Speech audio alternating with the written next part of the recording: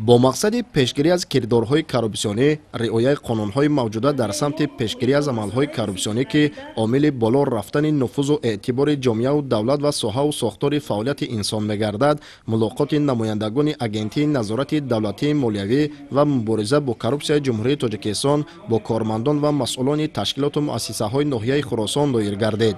طور ضمنی سخنرانی معاون سردار ریاست مقاومت با کارپسیا اگنتی نظارت دولتی مالیوی و مبارزه با کارپسیا جمهوری تاجیکستان ابراز گردید. طول سالهای آخر در جمهوری تاجیکستان سه برنامه دولتی عاید به مقاومت با کارپسیا قبول گردیده است. از جمله استراتژی مقاومت با کارپسیا برای تا سال 2003 و نقشه چاره‌بینی‌های عملی سازی آن برای مرحله یکم سالهای 2021-2025 از زمره این سندهای مهم ارزیابی می‌گردد. طور اطلاع داده شد در جهان معاصر کارپسیا در مسیر رشد اقتصادی و اجتماعی کشورها و رعایت حفظ حقوق و آزادی‌های انسان و شهروند مانع‌های جدی ایجاد کرده ایستاده است. این بود که از روزهای اول به دست آوردن استقلالیت دولتی مسئله مقاومت با کارپسیا در محور سیاست خردمندانه پرزیدنت جمهوری تاجیکستان پیشوای ملت محترم امامعلی رحمان قرار دارد.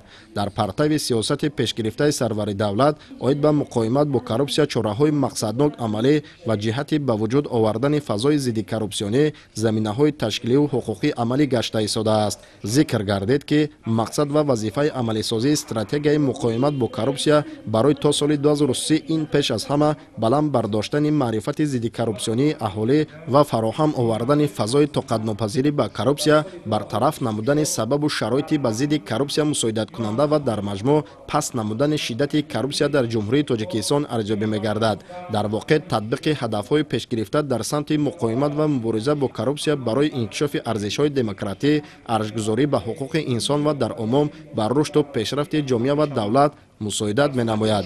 در ادامه چاره‌بینی مسئولان و کارمندان ساحه‌های گوناگون ناحیه خراسان عاید به ماهیت تطبیق سندهای معیاری و حقوقی در سمت مقاومت با کارپسیا و سهم هر فرد خودآگاه جهت پیشگیری از عملهای کارپسیونی ابراز اندیشه کردند. گفته شد که برگزاری چنین واخوری و صحبت‌های آزاد کارمندان اگنتی نظارت دولتی مالیوی و مبارزه با کارپسیا جمهوری تاجیکستان اساساً پر فهماندن ماهیت و استراتژی و قانون‌های عمل کننده و مسئله‌های مهم پیشگیری کننده ضد کارپسیا در جامعه می باشد.